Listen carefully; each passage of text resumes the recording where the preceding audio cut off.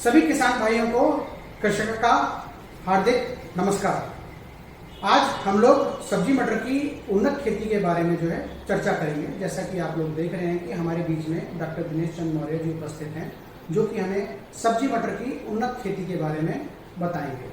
तो डॉक्टर साहब, आपका बहुत बहुत स्वागत है। और सबसे पहले तो मेरा ये सवाल रहेगा कि जैसा कि हम लोग देख रहे हैं कि खरीफ सीजन समाप्त होने जा रहा है और रबी सीजन की शुरुआत होने जा रही है। सब्जी मटर एक महत्वपूर्ण फसल है जो कि रबी सीजन में अपना एक बहुत ही महत्वपूर्ण स्थान रखती है। तो सबसे पहले तो मेरा ये सवाल रहेगा कि इसका सबसे उत्तम समय क्या रहता है? सभी किसान भाइयों को नमस्कार। जैसा कि आप लोग जानते हैं, सब्जी में जो है मटर का प्रमुख स्थान होता है और इसकी बुआई का समय जो है अक्टूबर से लेकर नवंबर का महीना उचित रहता है। इस समय बुआई कर देना चाहिए। अच्छा डॉक्टर साहब, जैसा कि हम लोग ये भी जानना चाहते हैं कि सब्जी मटर की खेती के लिए किस प्रकार की भूमि जो है सबसे उपयुक्त रहती है? किसान भाइयों, सब्जी की मटर सभी प्रकार के भूमियों में की जा सकती है, जिनका पीएच मान 6 से लेकर 7.5 के बीच में हो और जल निकास की उचित सुविधा हो। वैसे अच्छी मटर की खेती जो है दोमट भूमि में की जा सकती है। अच्छा, जहाँ तक प्रजातियों की बातचीत करें तो कौन कौन सी उन्नतशील प्रजातियां हैं जिसकी की बुआई हमारे किसान भाई कर सकते हैं? सब्जी मटर की जो है उन्नतशील प्रजातियों की बात करेंगे तो early 6, PSM 3, GS10, Arkel, AP1, AP3 इत्यादि उन्नतशील प्रजातियां हैं जिनको बुआई करके हम अधिक लाभ कमा सकते हैं।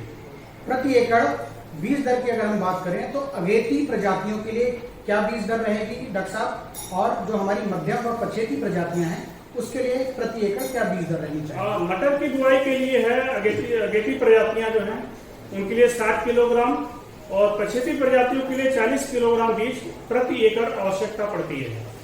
अच्छा, जहां तक कि हम बीजोपचार की बात करते हैं, क्योंकि बीज की बुआई हमें करनी है और कई रोगों से बचाना है हमें अपनी फसल को, तो हमें किस प्रकार से इसका बीजोपचार और किस दवा से करना चाहिए? मटर का बीज जो है, जैसा कि सब लोग जानते हैं, कुछ बीमारियां जो बीज जनित होती हैं और कुछ मृदा जनित होती हैं, तो उससे बचाने के लिए बीज उपचार आवश्यक है।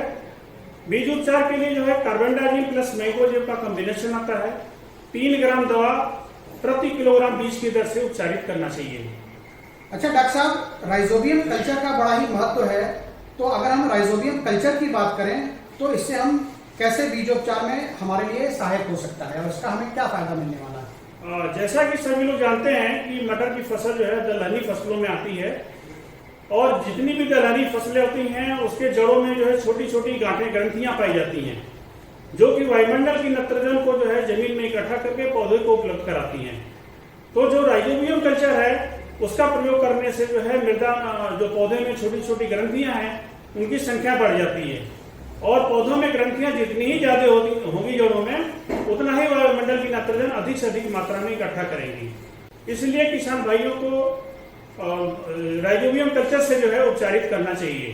बहुत बहुत धन्यवाद डॉक्टर साहब। जैसा कि राइजोबियम कल्चर के बारे में हमारे डॉक्टर साहब ने बताया कि इसका बहुत ही महत्वपूर्ण योगदान है सब्जी मटर की खेती में। अगर हम राइजोबियम कल्चर का इस्तेमाल करते हैं तो हमारी फसल को नाइट्रोजन की अलग से ज्यादा मात्रा देने की आवश्यकता नहीं पड़ेगी। तो डॉक्टर साहब, जहां तक उर्वरकों की बात आती है तो प्रति एकड़ हम उर्वरक कितना डालें? इसके लिए किसान भाइयों, उर्वरक का निर्धारण करने से पहले हमें मृदा जांच करा करके उसके अनुसार उर्वरक का प्रयोग करना चाहिए। सामान्य तौर पे 2 से 3 टन सड़ी गोबर की खाद, 20 kilogram urea, 100 kilogram single super phosphate और 30 किलोग्राम पोटाश प्रति एकड़ आवश्यकता पड़ती है। तो डॉक्टर साहब, इसकी बुआई की विधि क्या रहेगी? अब तो हमने उर्वरक डाल दिया है खेतों में, तो अब बुआई की क्या विधि रहेगी? इसके लिए हमें जो है बुआई जो है लाइन में करना चाहिए। लाइन से लाइन की दूरी 30 से 35 सेंटीमीटर, पौधे से पौधे की दूरी 5 से 6 सेंटीमीटर और 4 से 5 सेंटीमीटर की गहराई में बीज को बोना चाहिए। तो डॉक्टर साहब, ये आपने बहुत ही महत्वपूर्ण जानकारी हमारे किसान भाइयों को दी है। आगामी अंक में हम लोग इसके बारे में आगे चल करके कि हमारी फसल में जो है कौन कौन से कीड़े और बीमारी लगते हैं, इसके बारे में हम लोग चर्चा करेंगे। तब तक के लिए हमारे किसान भाइयों का बहुत बहुत धन्यवाद।